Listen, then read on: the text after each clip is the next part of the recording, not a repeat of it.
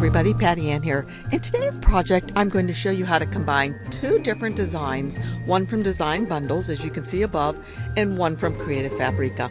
I'll have them both linked for you down below. But let's go into Silhouette Studio and I'll show you how to get started. Okay, while you may not really want to make this card, but oftentimes following along what we show you on YouTube videos and actually doing it for yourself helps you to learn the software more. So let's look up at my screen, and as you can see, I've brought in these two. Now there are several. There are lots of, maybe 6 different versions or displays or the way they're situated that you can bring in. I just chose these randomly. I love cardinals, I love birds. Anyway, I brought these in, and these are from Design Bundles. No, these are from Creative Fabrica, and I'll have the link for you down below. And of course, the first thing I did was I made them a lot smaller. These here were brought in from Design Bundles. And let me scroll in a little bit so you can see those more clearly. A little bit more. All right, so what you can see are these are things, let me ungroup that. There we go. These are things that are going to cut with scalloped edges. And in addition to that, you can either use your little pen tool, and I'll show you that, or you can use the quill pen and do the quill pen with these, make it a really shiny, glittery card. But I just went ahead and used my pen tool for mine. So what I did was I chose, I believe, the largest one. Let's see what that size is. Yep. Because I'm going to make a regular A2 size card. So I just deleted these ones that were up here because I don't need those. So this is the one I need. Okay, the next thing that I did was I just moved it over here on my mat, and then I got over here to the rectangle tool, and I just drew out a rectangle, just any size. And then I came up here after selecting it, I came up here and I unlocked the lock, and I made sure that the width, remember this is going to be an 8.5, it's going to be an A2 size card, so I'm going to be cutting an 8.5 by 11 sheet of paper in half. So 8.5 by 11, so that means it's going to be 5 inches tall, so I can make the height 5 inches. No, actually 5.5, because 5.5 plus 5.5 is 11. So I'll make that 5.5 inches tall, and if it's 8.5, that will be 4.25 inches wide. 4.25 wide. And that's the size that my card's going to be folded in half.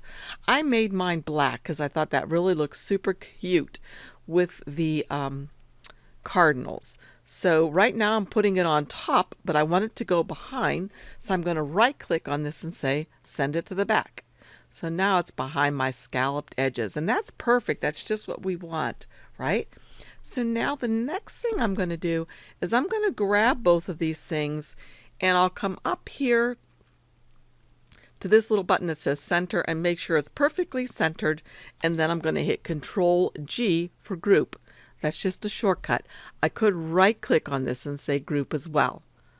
The next thing I'm going to do is hold down my shift key, because that allows me to move things using this little green button right here. Look at my cursor, how it changes. I'm going to be able to rotate that in like a 45-degree increments. See how that just kind of jerked into place? Going to let go of my mouse and then let go of my shift key so that it doesn't get cattywampus. So I'm just going to put that here. This is my card, and I'm going to bring over my cardinals, and I can resize them to whatever I like just by holding down my mouse, my left mouse button, and using these end or the corner ones to move it in. If I use one of these side ones, notice what that does to the shape. It really messes them up.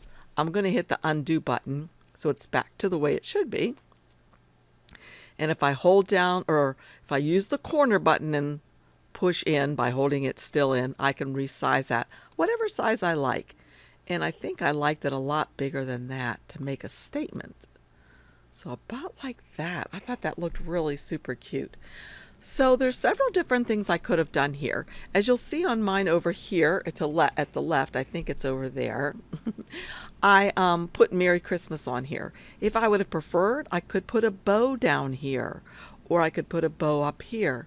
But I'll just show you Merry Christmas again. So I came over to the left-hand side to the text tool, clicked on that, and then clicked over here on my page. Then I typed in Merry Christmas. Okay. And I can click off and click back on to move it around.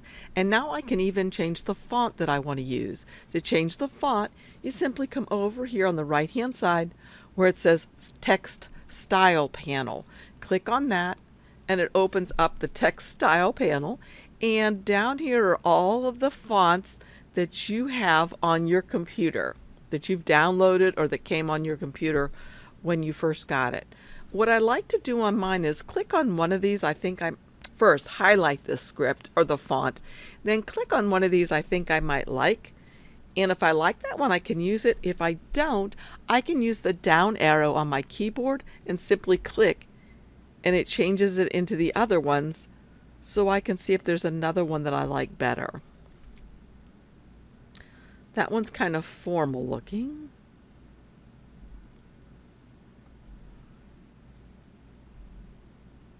So I could go all through these and just pick something. I'll go with this one. It's called California. I really don't remember where I got it. So what I would do is I need to make it smaller. So again, I'm going to hold one of the corner buttons and use that to smush it in. And I'm going to come up here and change its color to black. I'm going to make it have no outline or no line color. And I'm going to see how that's going to fit up in here. Okay, it's still too big, so I need to make it smaller again by holding that little corner button and pushing it in.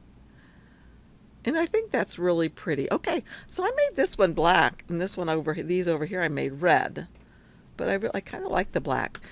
Let's see, could put it like that a little bit. Maybe move these up a little bit. Yeah, I think that looks really cute like that. I like that a lot. Okay. So the next thing I want to show you how to do is how to use this with your silhouette machine, whether you're using whether you're using a Cameo or Portrait. So what I did was I ungrouped all this, and then I removed the black piece because that's just a piece I'm going to cut. I'm not going to print black. So I put this back on here. So one of the things I'm going to have to do is a print then cut.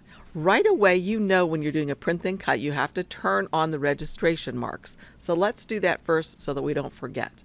Come up here to the very top right hand corner where it says Page Setup Panel. Click on that. And then the third button over here says Registration Marks. Notice right now they're off. I'm going to click to turn them on, and there they are. Perfect. All right. Let's see what happens now when we go to send this. And I can tell you that it's not going to be right, but let's check it out.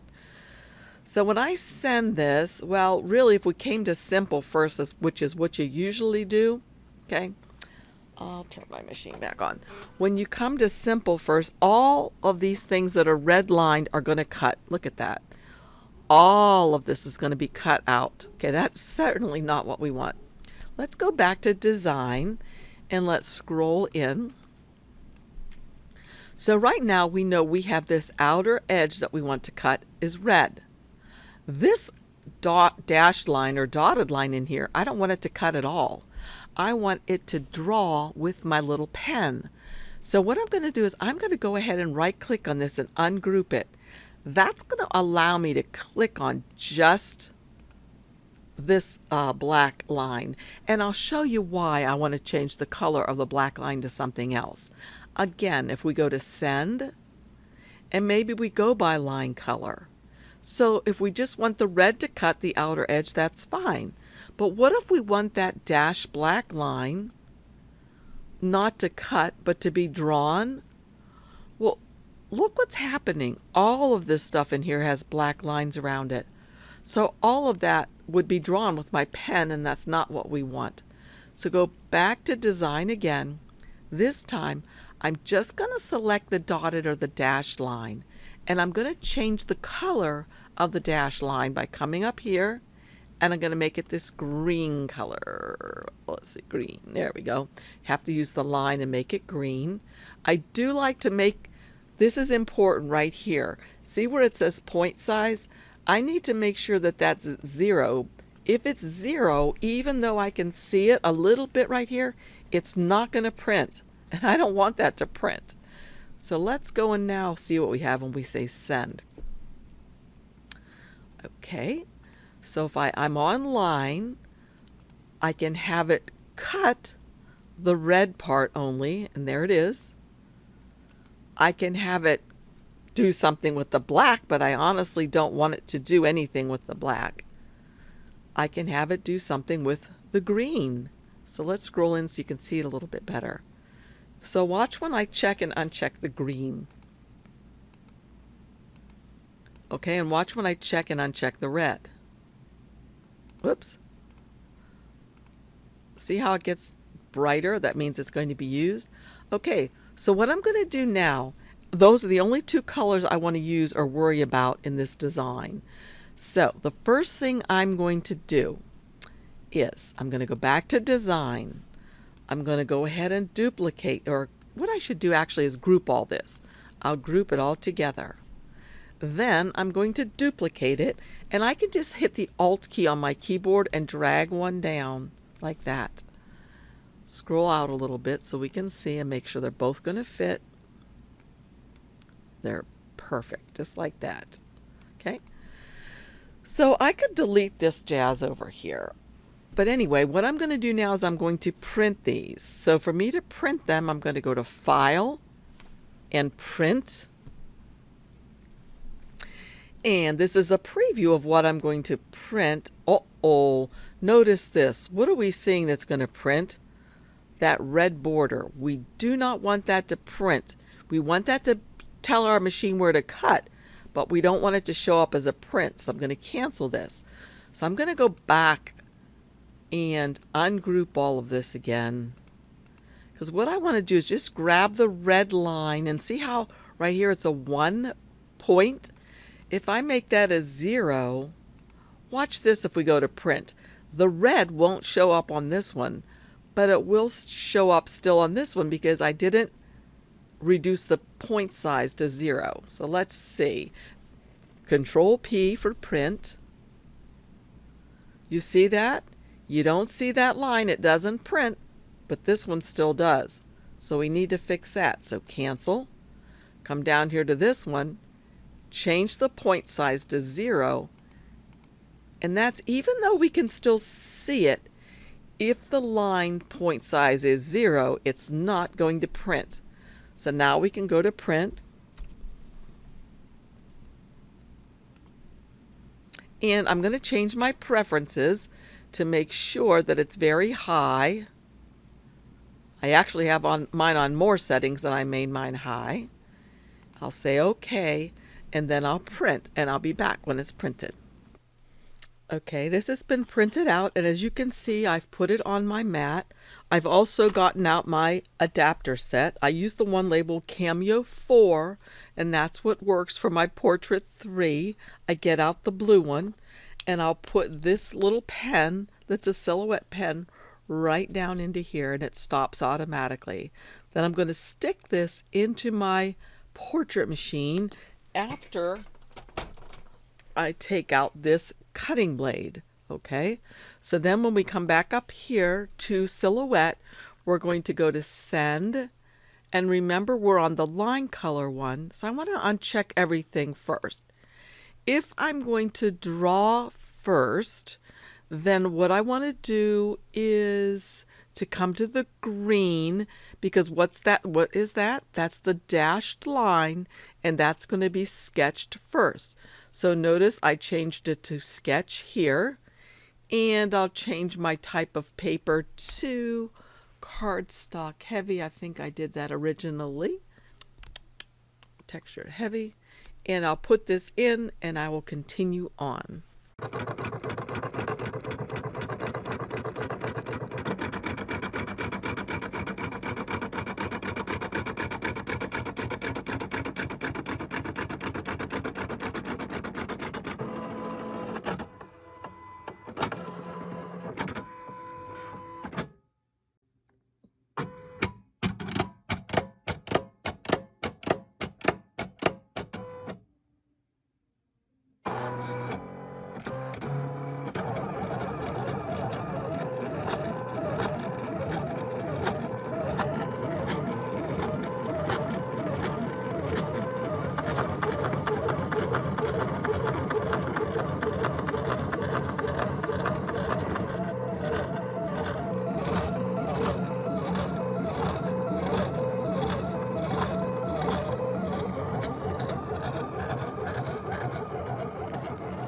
So that pretty much concludes this little class on card making.